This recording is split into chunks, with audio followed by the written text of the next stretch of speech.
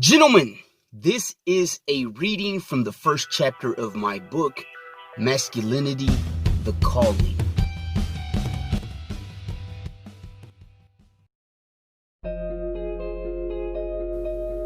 We live in a culture where the key attributes of being a man are often frowned upon. Society offers us a very narrow definition of masculinity, in which many times it is referred to as toxic.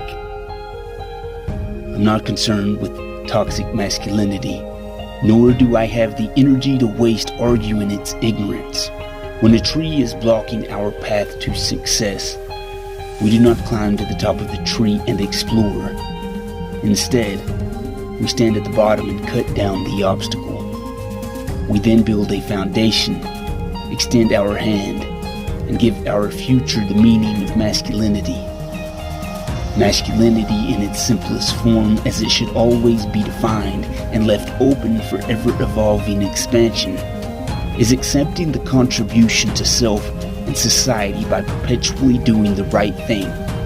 It is not merely an option but a duty, a requirement, an obligation, responsibility, and the highest privilege to walk in the esteem of being a man.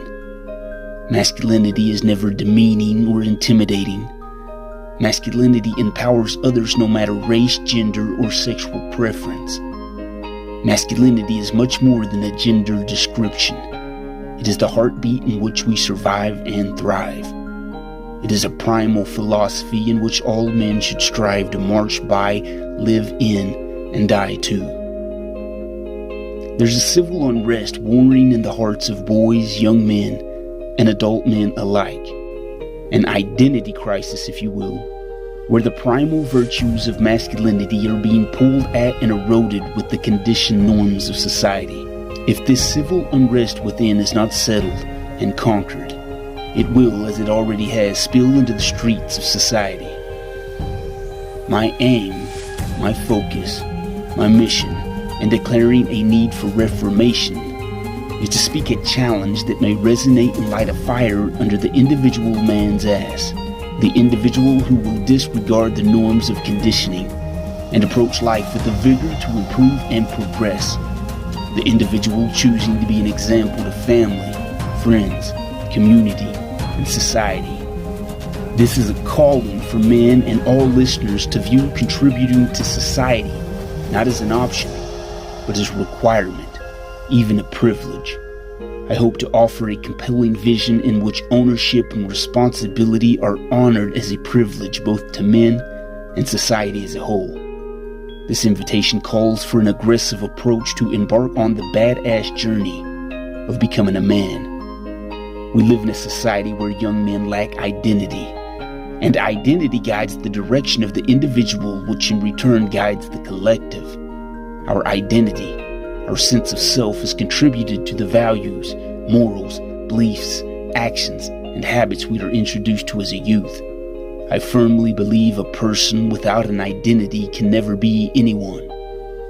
We have the duty to structure a disciplined guideline of codes, morals, virtues, which enable our children to become masters over their lives and not slaves. Let me repeat this. Our mission is to instruct our youth in the ways of honor, responsibility, ownership, and virtue.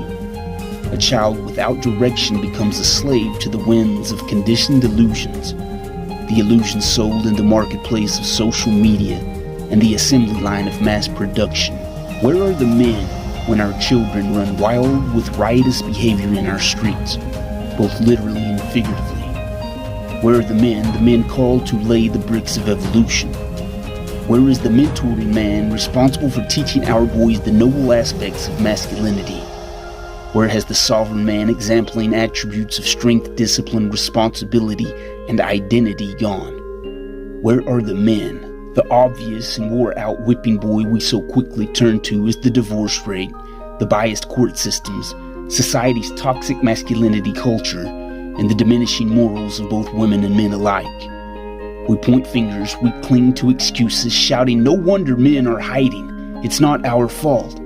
We righteously shake our fist as if fixing these will remedy the problem. And while this may temporarily ring true, they are not and can never be the root cause. We waste too much energy and ample resources on arguments and opinions. There's no time for debate and spraying Roundup when the weeds of complacency are choking the breath from our adult men, young men, and boys. We do not save the lost boy generation with the research of academia and the agenda of bureaucracy.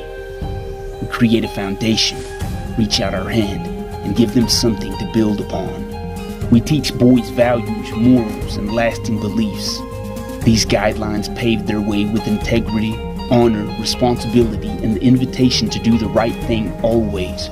Whether they choose marriage, whether they father kids, whether they choose this or that, or whether they set out in revolution to chop down the oak of emasculation, they will always be led by virtue. And in harnessing the power of virtue, the oak is removed and identity is restored. I repeat, where are the men? More importantly, where is masculinity? And the answer feminism and society are emasculating this will not suffice. Quit pointing at the tree, cut it down, and plant another one. Men today are soft.